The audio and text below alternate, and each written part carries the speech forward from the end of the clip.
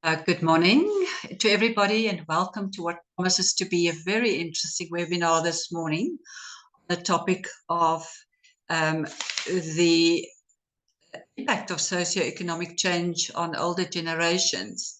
And I think with older generations, we mean everybody about over 50 years old. We're very fortunate to have a very esteemed speaker here today, namely Professor Adri Drotskie, who with a very impressive academic background and now currently holds the chair at the University of Johannesburg. She's the director and associate professor at the School of Management at the University of Johannesburg. And we're also very lucky or very fortunate to have her on Ekklesia Park's board of management. So Professor Drotskie, over to you. I just want to invite everybody to send us their questions, which will be directed at Professor Drotskie after her talk. Thank you very much, Professor. Thank you very much. Good morning, everyone. It's wonderful to see all of you here this morning and to have a discussion with you on this very, very important topic that I think is relevant to all of us. There is so much that is happening in the world around us and so much change. And we are... Let me just, sorry, while I'm speaking to you, just get these slides in the right place. Sorry about that.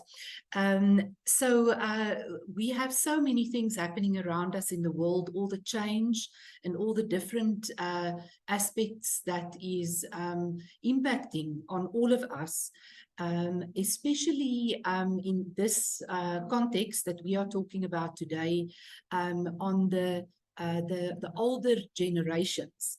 I've been following the generations theory for quite a while, and it's very interesting that we all belong to a generation and we all deal with change and with things happening around us in a different way. So the focus this morning is on the socio-economic change and how that is impacting on the older generations. So as I said, the world is changing, and specifically post-COVID, we find that there's a lot of change in organizations, in families, in a lot of places where things are being done in a different world. We call it the new normal. And these changes are really affecting all of us in very interesting ways. And I don't want this to sound negative, because there are also positives in this. We find in the workplace, in the students that we work with, in managers that we work with, leaders, that some of the changes that came about through COVID actually showed us that there are different ways of working and that we can really use this to our benefit. But we are also dealing with some challenges, things like mental health. That is a very big concern in all generations. We do a lot of work about that at the university, but we also find that it is from small children up to elderly people that really had a big impact on us post-COVID. So all of these trends and changes that happened, I would like to put it in the context of generations.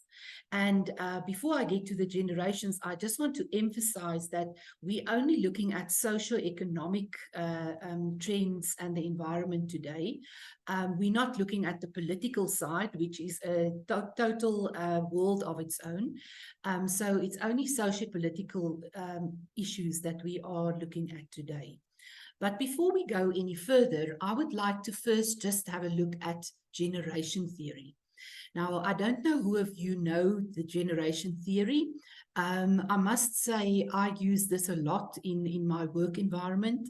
It's very useful if you, for example, manage a group of people, a team, and you know from which generations they come from.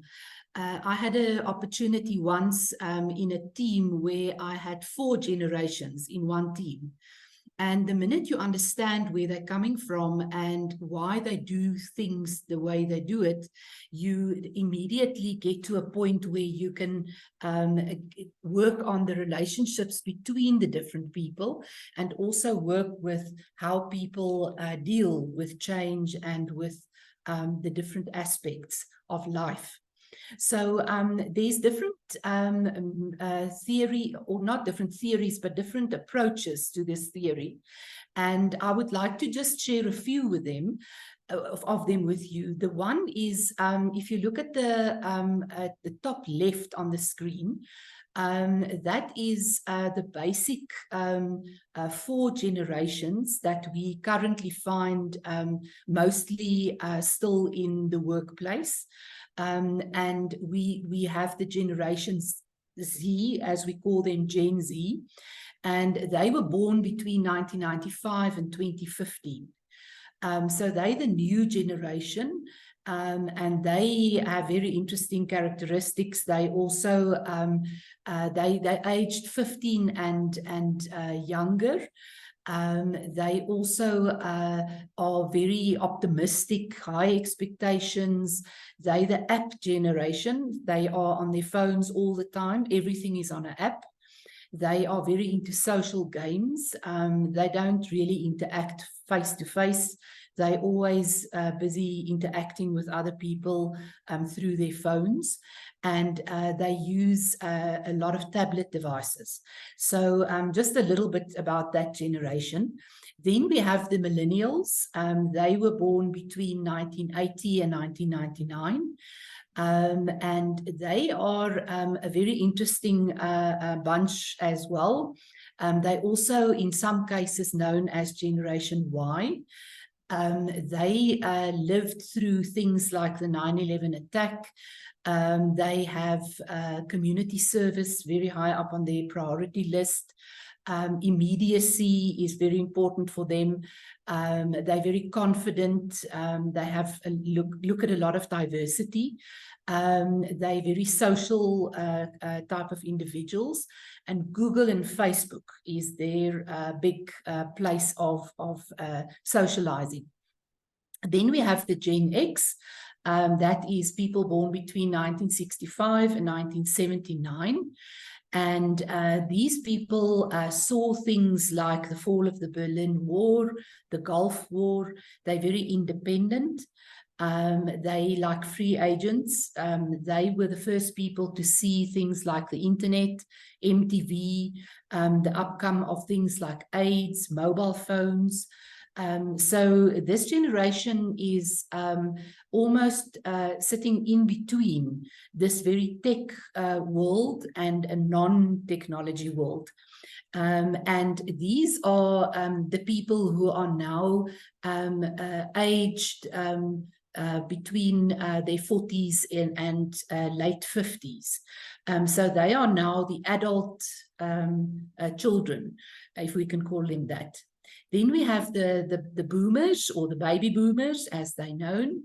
They were born between 1944 and 1964. And they experienced things like the Vietnam War, the moon landing, a lot of civil movements, women's rights. They're very experimental. They're innovators. They're very hard workers, and they're very loyal towards their work. And that flows into Gen X as well. We find a lot of Gen Xers who are also still extremely loyal towards their work. And the boomers grew up in the time of personal computers, when that started for the first time. And then we have the silent generation, which we are going to spend most of the time today. And those are also known as traditionalists.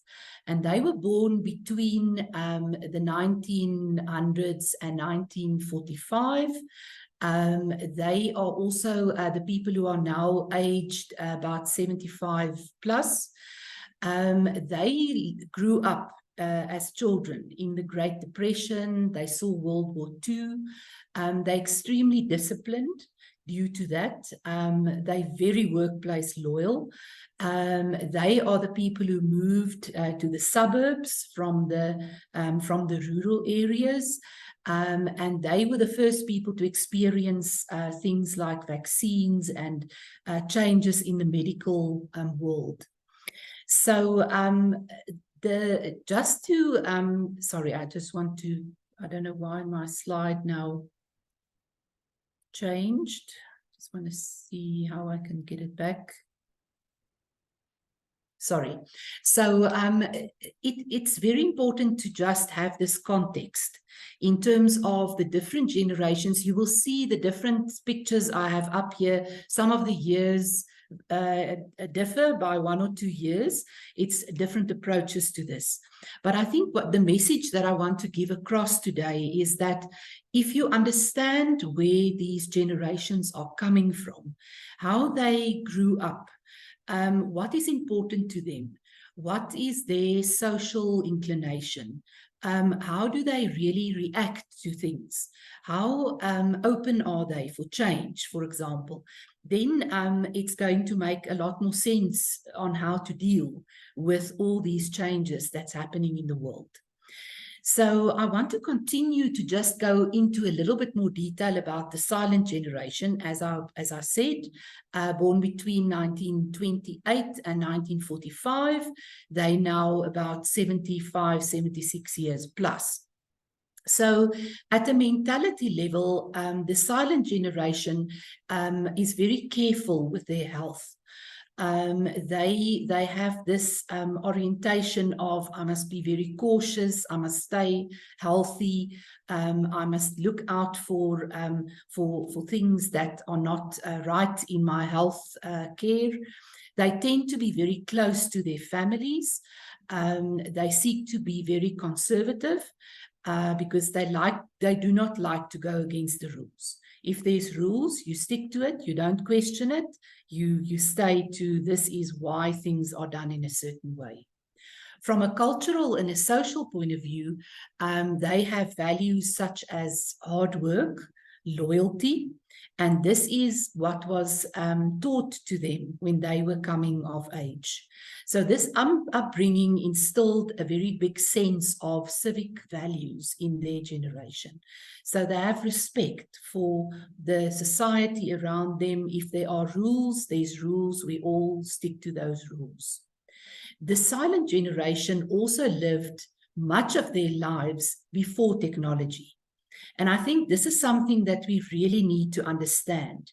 So they were there before the advent of computers, before the internet.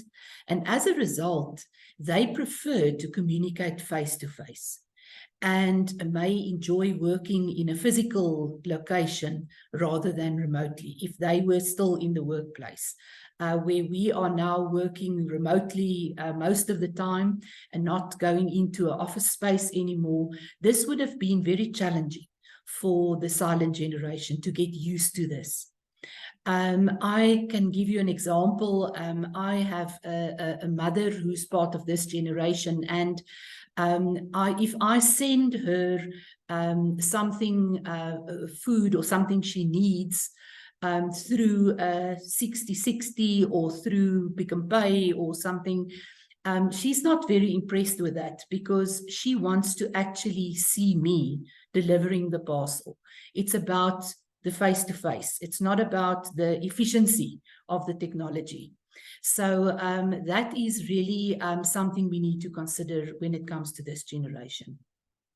Many members of this generation, as I've already mentioned, fought for their principles very early in life, especially if they were part of World War II, and they seek for fairness and justice. This is really a hallmark of this generation.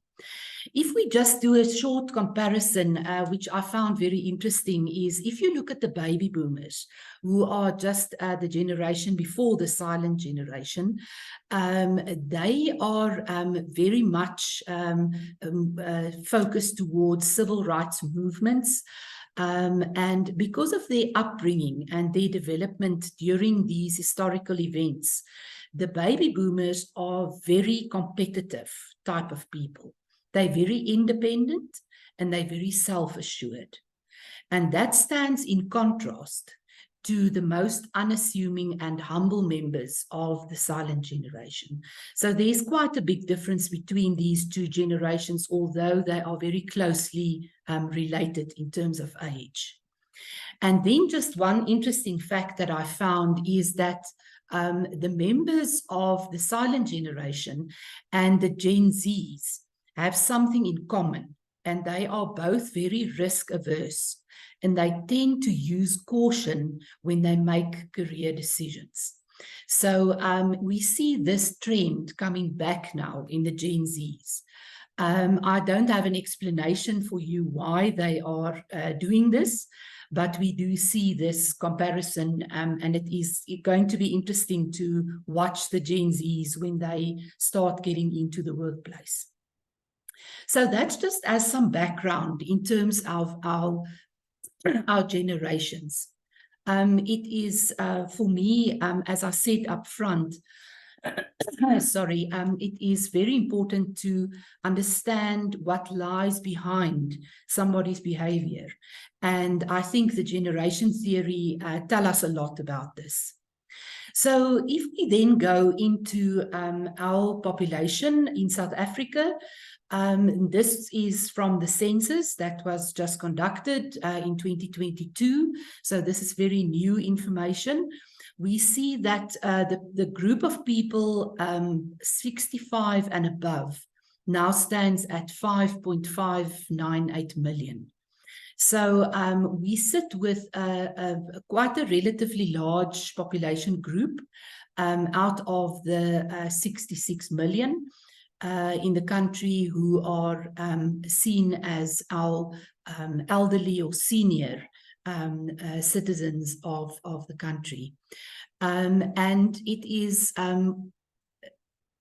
then very important to remember, and the Human Rights Watch actually wrote a whole article on this very recently, where they say that we sit with this 5.5 million people aged 65 and older, but many of them do not have adequate financial and other support to live a dignified life. And I think that's also something that is a big concern and worry to the older generations, but it is also for the younger generations who need to support them. It becomes quite a challenge. So I will get to those trends just now. But I just wanted to give you this reality of what the numbers are that we are talking about when we talk about the older generations.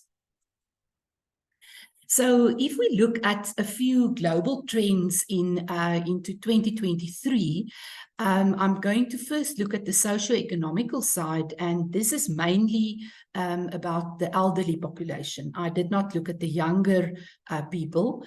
So the first thing that we see is that there's an aging population. And that is due to the medical breakthroughs. Now, South Africa is lagging the rest of the world. If we look at Europe, for example, this is a massive problem for them because their older generations are now more in numbers than their youth. We don't have that yet here, but we are always lagging. So in 20, 30 years from now, maybe the trends are going to shift, and we are also going to see a much more aging population because of all the medical support that we have. There's also this rising healthcare costs. We just see all the medical aids costs going up all the time, increasing substantially. We also see that the national health care planning that they are busy with It's all just about costs and about money. So to really look at your healthcare these days is costing people quite a lot of money. And if you don't have that money, you need to go to public hospitals and public care where there are other challenges. So it becomes either a financial cost or it becomes a social cost, where you need to decide, if I don't have the financial means to go to a private hospital and I need to go to a public hospital, there are some social costs that I need to pay and be prepared to deal with. Then the longevity and chronic illnesses. People are living longer. We see a lot of research. I read a book the other day called Homo Deus, where some research was done to say that we are obsessed with living longer. All the medical research we're doing is how can we just live longer and be here longer. And we also see that more and more people, even in South Africa, are now reaching the age of 100, 102, 105. So we definitely living longer because we can deal with illness in a different way. Then there's also economic insecurity, where we see that a lot of people have inadequate retirement savings.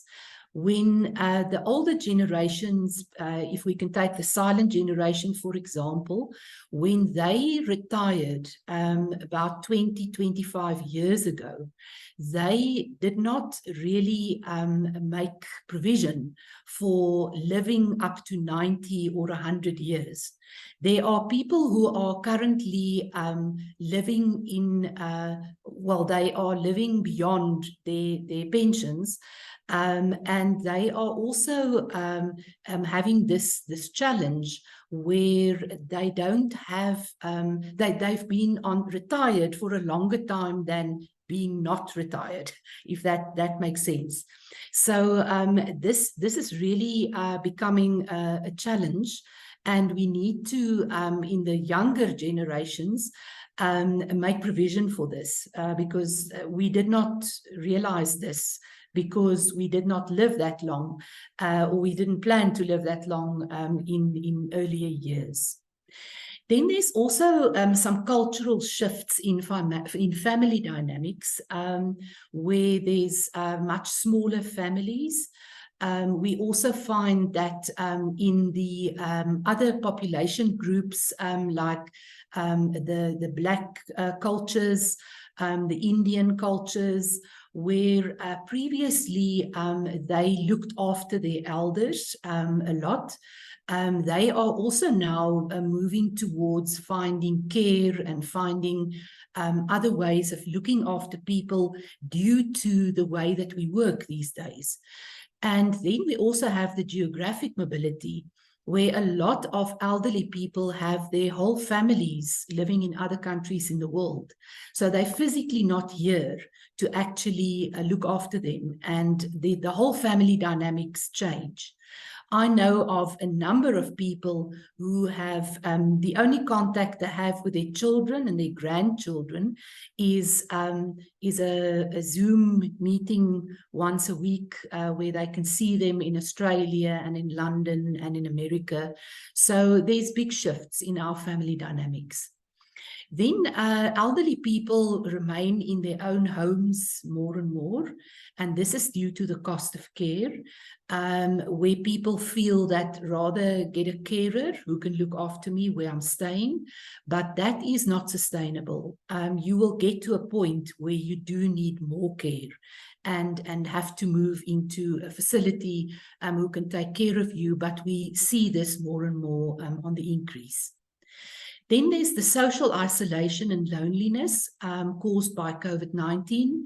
We really see that the COVID hit the children and the elderly the most. They were totally isolated. They're not used to this. They were very lonely. They were not allowed to speak to everybody. They were behind masks.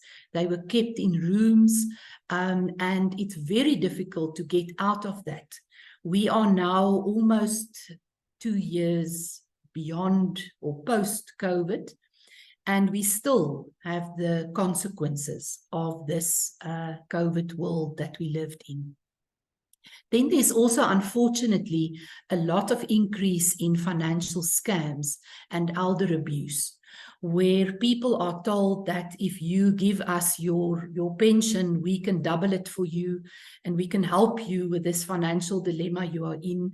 And people are desperate to really get financially stable, and a lot of people fall for these scams, but they are definitely on the increase. And then last but not the least, there's the technology advancements. So everything is electronic these days. You have to do everything on an app. We communicate with our families across the world on apps. So suddenly these people who grew up without technology now need to know how to work Zoom, Teams, Outlook, bank app, pension fund app. Everything is electronic, and that is really a challenge for people to just get used to that. Then just a few things in general. There's some technological advances that everything we are doing these days is becoming electronic. It is really challenging if there is no paper option anymore. You have to, for example, apply for pension, for old age pension, or for UIF or something like that. And these days, you cannot do it on paper anymore. You have to fill in an electronic form on a computer. And it's really challenging for people to do all these things, not only in the older generations, but in some of the other generations as well. But that is the way that technology is going. Then we also have a new world of work where we have working from home much more of a reality. A lot of big organizations, some of the banks, Nedbank, for example, ABSA in a big way, they decided to continue working from home.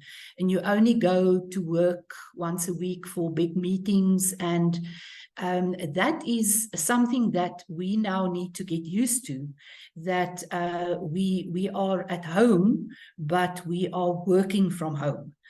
And I find that that is sometimes difficult for people to understand, that you are not really available, more available because you are now at home, because you are working from home. And most people work much longer hours when they're working from home. And then, unfortunately, a lot of job losses also came with this. The whole AI movement, artificial intelligence, machine work, has led to us not needing individuals anymore in the workplace. And immediately, it has a huge impact on the family structure. And on less income, you have to find different jobs. We find more and more people having more than one job at the moment. They're side hustling. They're doing all sorts of things to get money to survive financially. Then our economic growth is on the decline in South Africa, but also globally. There's big changes happening in the economic fiscal structures worldwide, and that means that everything is getting more expensive. So that is a reality that we need to deal with. We need to start living in a different way. Then the adult children, the Gen Xers, are looking after their parents and their children. Somebody used the example to me the other day, which I thought made a lot of sense, that these Gen Xers is now the patty inside the burger. So you have the adults, the parents you're looking for coming from the top, and you get the children you're looking for coming from the bottom. And you are here in the middle, stuck. And you have to, both financially and socially and emotionally, you have to look after all these people. So we are in quite an interesting new situation. I say we because I belong to that generation, so I can talk from experience.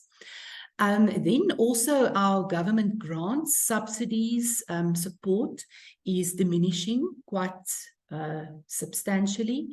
We can see that at the old age homes, at children's homes, there are just less and less subsidies available. So we need to find new sources of income.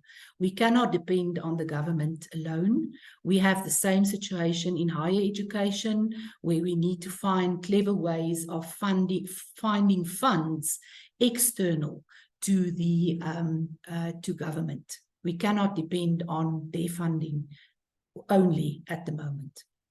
And then last but not least is the whole mental health problem that's on the increase. I read an interesting article the other day on the Gen Zs, where they are really suffering with mental health problems. And they are at a point where they ask their the universities where they study, they ask the places where they start working for mental health days that they start taking up, off to just survive mentally. We also have this new trend globally that is called quiet quitting, where people are just doing what they need to do, nothing more, because they cannot deal with it from a mental or emotional point of view. So this is really something serious that the world is looking at, and it is something we need to take into consideration. So these are some of the trends that's currently happening in the socio-economical space.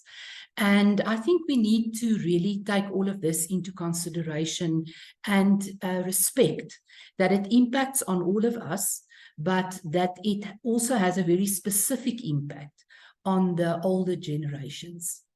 So what is this impact? The first thing is this post-COVID that led to this new normal or this new world of work. So the Generation X and beyond work with new challenges. When we are in the workplace these days, all of us from Generation X upwards, we need to get used to new management styles, new work requirements, work being reduced, working hours being reduced, job cuts. As I said earlier on, having more than one job that you do just to survive financially. And this is very difficult for the older generations to understand and to respect, because they did not grow up in a world of work that looked like this. When they were working, it was a stable environment. They had one work in most cases because of their loyalty from the day they started work until the day they retired. And they stayed in that work, and it was secure and it was low risk, and they knew they were going to have a salary, they were going to have a pension when they stop working. And they need to also understand and respect that their children, their grandchildren, are now working in a different type of world. They may not be able to see them that often anymore, to provide so much anymore, because this is their new world that they are living in. And it is very difficult to make that shift and to make that change in your thinking. Then, as I said, the South African economy is not growing. We see under 1% growth for the past year already. And the consumers are very constrained with higher prices, higher inflation, depreciation of your money. And this is very impacting on almost everything. The money that you've put aside for your pension and investments that you've made, you are just getting less and less money out of that because of the depreciation of money. So it's impacting on the prices of homes. where you have to sell your house and now move into a retirement village or into an old age home. It is challenging to get enough money to be able to continue with your expenses going forward. We see monthly levies that's going up all the time for very good reasons, because food is more expensive, infrastructure, maintenance, everything is getting more expensive. Then we have the daily living, food prices. I don't have to tell you about that. We see that every day. Petrol, technology. We have to have these smartphones, smart TVs. We must have all the apps. We must buy into all the new TV channels, and everything we want to look at and see, we need to pay for. Then there's the medical aids. The prices are just going up and up. I've heard of increases of 11, 12% of some medical aids in 2024. We need to just take this reality into consideration. And once you are at the age where you are only dependent on the money that you have saved and that you've put aside, you now need to work with that money in quite a different way. Then people who retired at 65, that's now more than 20 years ago, live beyond their pension. And they now need other sources of income. And they're mainly dependent on their adult children, as I've mentioned already. We also see that a lot of people now get another job, or they even go into a different career after the age of 65, just to generate more income. In Afrikaans, they're now saying that jy tree uit, jy tree nie meer af nie. So you just move to something else. So this is also something that needs a big mind shift. If you've been used to this for 20, 30 years, you haven't been working anymore, what do you do when you live beyond that pension that you are getting every month? Then COVID-19 caused this big mental health issue, which I've mentioned a few times now already. That is a challenge in all generations, but it is specifically in the older generations and the Gen Zs. So the nature of older generations is not to address this through medical support. The way the silent generation was brought up and the way that they dealt with things in a very private and a very confidential type of manner. You do not go to a mental institution. You do not go to a psychologist very easily. There must be something very seriously wrong. But these days, that is something general that you hear all around you in the corridors. I'm quickly just going to my psychologist. I have an appointment with a psychiatrist. That is how we are coping these days. You have to get some assistance and some support. So we really need to make sure that we look after our older people and pick up these signs of increasing depression and anxiety, and find a way to also let them understand that there is medication for this. There are people who are experts in this, and you can actually overcome it. You don't have to live with it and deal with it every day. And then the last thing is this new technology world that we are living in, and specifically with 4IR, the fourth industrial revolution, where we now have artificial intelligence, where the bots and the avatars and all these new characters are taking over our lives. We have machine learning, we have Internet of Things, the list go on. And this is replacing a lot of face-to-face interaction. So this is very important to realize that the older generations are used to looking you in the eye and having a conversation with a person. And now if you have a problem with your bank or you have a problem with your cell phone, you get to a bot that you now need to interact with. And that is not easy. So we need to really assist people that they can still function in this new world. But it is the reality that it is not a face-to-face world anymore. So everything is done on apps. You have to have a smartphone these days. Otherwise, you cannot do your banking. You cannot go and look at what's going on your pension fund. Your financial planning is done on the apps. These days, if you want to increase or withdraw money from your annuities or retirement plans, you have to sign the documents online. You do not do it on paper anymore. And all of these bring these electronic and technological challenges to us. Even if you want to buy consumer goods, everything is now online. So instead of driving to the shop and buying your bread and your milk and whatever you need, you now just go onto the app of whichever retailer, and it is delivered within an hour to your doorstep.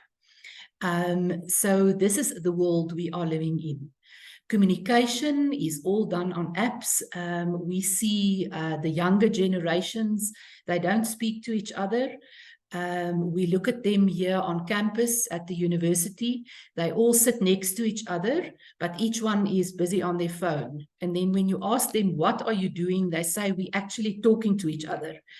But it's all on apps. So we rather send a WhatsApp message these days than to call somebody. I don't know if you also find it that if it's your birthday, these days 1 or 2 people might call you, but all the messages comes through apps to your wishing you well. They send you bunches of flowers, gifts, everything on WhatsApp. So just remember that the older generations need that face-to-face interaction now and then. They want to talk to you. They want to sit with you, look you in the eye, and not only get WhatsApps. Then we also have smart TVs, which I've mentioned that these days you can do very little if you don't have a smart TV. So the older generations prefer the face-to-face.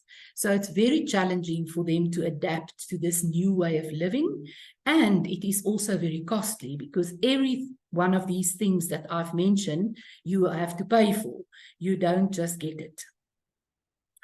So to conclude, this reality of 2023 is that the world is changing and it is at an enormous pace. And we need to keep up with that. We don't have any choice. The only certainty that we have these days is that there will be change and there will be uncertainty. That is our reality. So the older generations are characterized to not adapt to change very easily. Younger generations need to be patient with them and slowly accommodate our elderly to take them with us. We cannot leave them behind. They have the wealth of knowledge and wisdom that they still need to share with us. And we must never forget that. It is very valuable. They can't stay behind. They are still living good lives and they need to be respected for what they have achieved in their lives and what they have contributed. Thank you very much.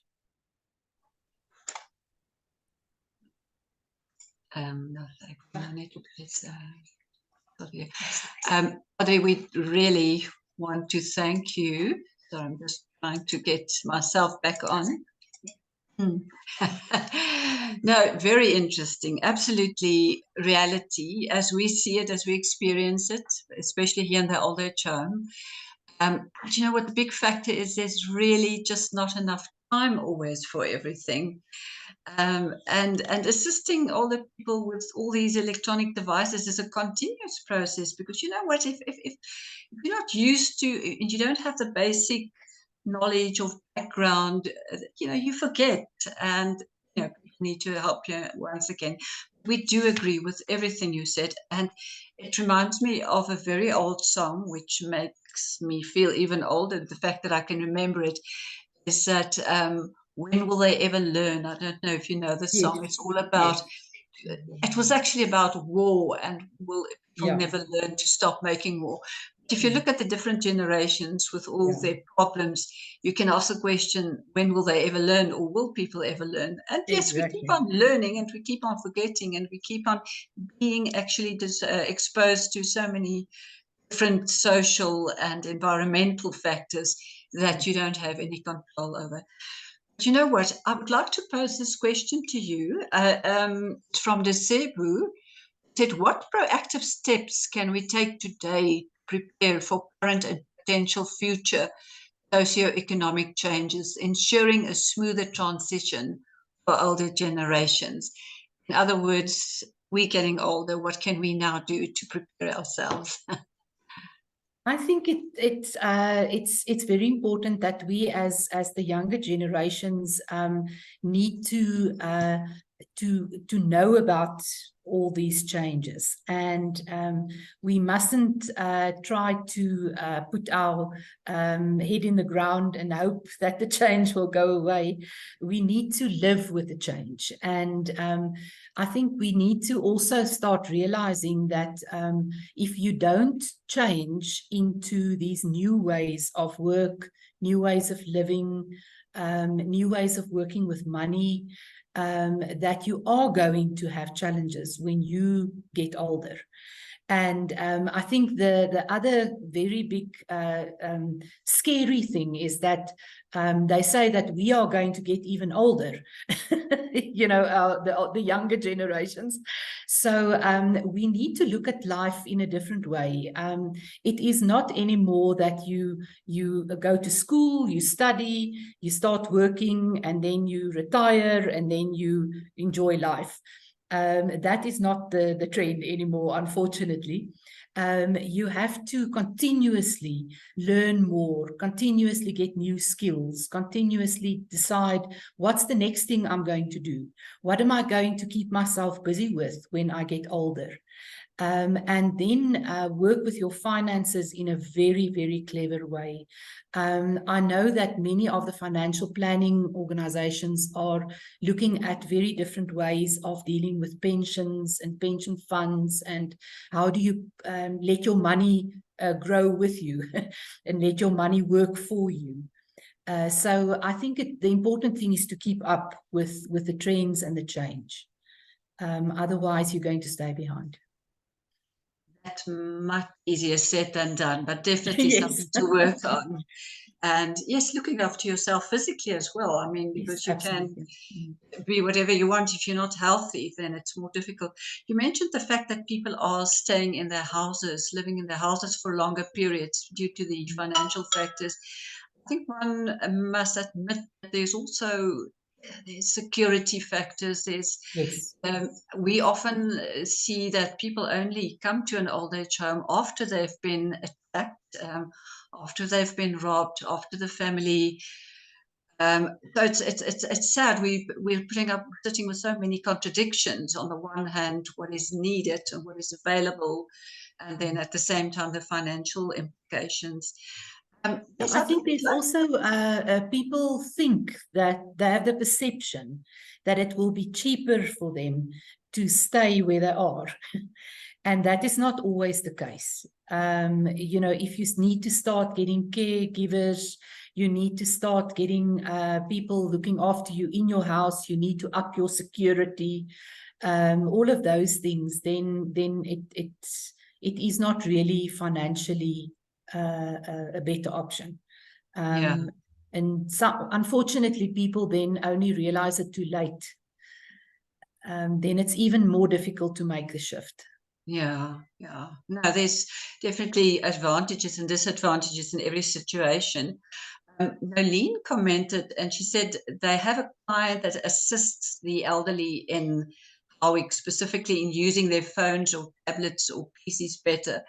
Helping them also needs a special patience. Okay. But I remember there was also a cell phone company who came around to the old age home. And that is actually, if younger people think about doing community service, that is a very good way of assisting, doing community service, coming out to an older person and assisting with the electronic devices and teaching them what to do. Just another question. I hear of a lot of older people who say you just ask your grandchildren, and then you then you get the best assistance. Yes, and they do it without thinking. Another question is, to what extent does shifting societal values impact the mental health and sense of identity amongst older generations, and how can communities address these challenges? There's shifting society values. That's a very difficult one, because we live in a very challenging world at the moment. If we just take South Africa, the examples we see, what we see happening around us in society, the crime, the corruption, we don't see the right examples. And to create a society that has good values and that can survive in this changing world, and make it better, is quite a challenge. We are at the university spending a lot of time on what we call developing whole students, where you don't only give them a degree or a certificate in their hand, we give them life skills as well, where we entrench values of integrity, of honesty. We teach them from the first year on, how do I work with my money and how do I set up a budget. And so I think it's something that we all need to participate in. But if you want to create such a society, you have to start with people at a young age. And the other side to it is to use the older generation to give us that wisdom and that work ethic. I think we can learn a lot from them, because they were really they had an excellent work ethic. They worked in a very different way than we work these days, and maybe we can learn from them and apply those traits again in the way we work. Absolutely. And you mentioned the fact that respect plays such an important role. And I think it solves a lot of problem, because if the younger generation has respect for the older ones, then they might learn more from them and treat them better. And the other way around, I mean, the older generation also need to know that you must respect the way that your younger children grow up. So we've just been wondering what the new generation is going to look like, looking at our own grandkids. Maybe you must start thinking about it. Yeah. There's another question. We do a lot of work on this Gen Z, because they are now our students, our undergrad students. And they are a complete different generation. They do things in very different ways. So I think we also need to recognize that it changes all the time, and we need to understand them as well, because they're going to be our elders of the future. Yes, they must look after us one day. Yes, so, absolutely. I think this question might have been addressed to a certain degree, but what role does intergenerational communication play in bridging the gap between older and younger generations amidst rapid socioeconomic changes? The whole communication thing. Yeah, I think we need more communication between the older and the younger generations. I think we do it very much in silos. You know, the young people have their own way of doing things, their own things they belong to. The older generations are in the old age homes, in the retirement villages, in their houses. They do their own thing. And I think we need to interact more and share more, because we can all learn from each other. As I said, the older people sit with the knowledge and the wisdom. They can teach us younger people many things, and the other way around as well. The younger generation can teach the older generation how these technologies work, where are we going, how the world of work is changing. So I think we need to get to interacting with each other much more, and not each one just having their own worlds almost that they live in. That, I think the older generation would prefer not to do that communication via WhatsApp. No, definitely not. Yes, and we also see that besides wanting to actually see you, sometimes they need to be touched. I mean, just holding a hand, just giving a little hug. The small little things that count, that make them feel that they're still there and they're still worthwhile.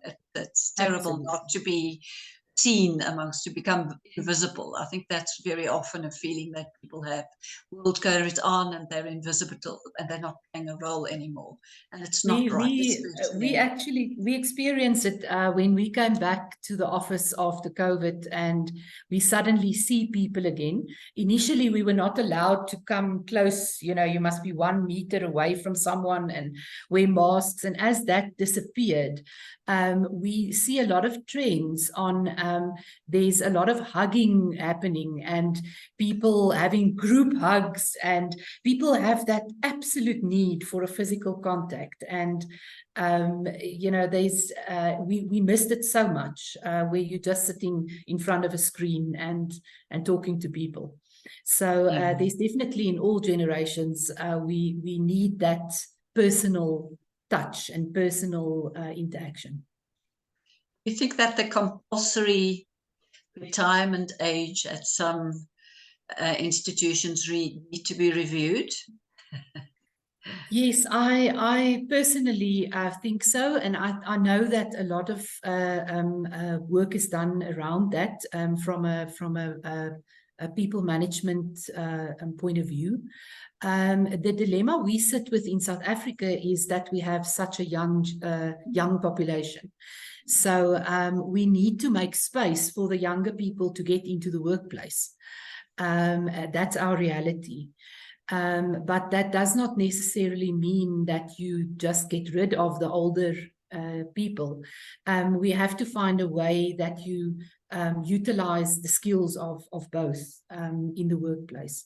But I think there is definitely a movement towards a higher retirement age rather than a lower one. There was a trend a while back, a few years back, where they even said you can now retire at 55. And I know that that was mainly to get new people into the system. And that has now changed, where we see more of 60s, 65, even people being appointed post-retirement. We have at the university that arrangement where there's a lot of people who come back as post-retirement, and they do very important jobs at the university where they have the knowledge. Nobody else has that.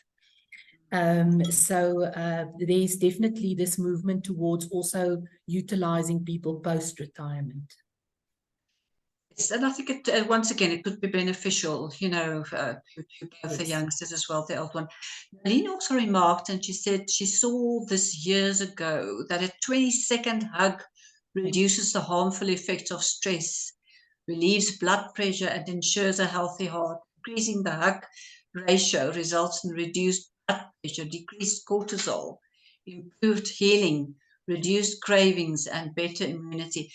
I think that's what we're all going to start doing now. This is the start of new communication. Let's do the hugging. I cannot thank you enough for today. It was really very insightful. And we will definitely send out the link to this webinar to everybody who didn't manage to watch it. Thank you so much. Thanks for the opportunity. Thank you. Right. Bye. Bye, everyone.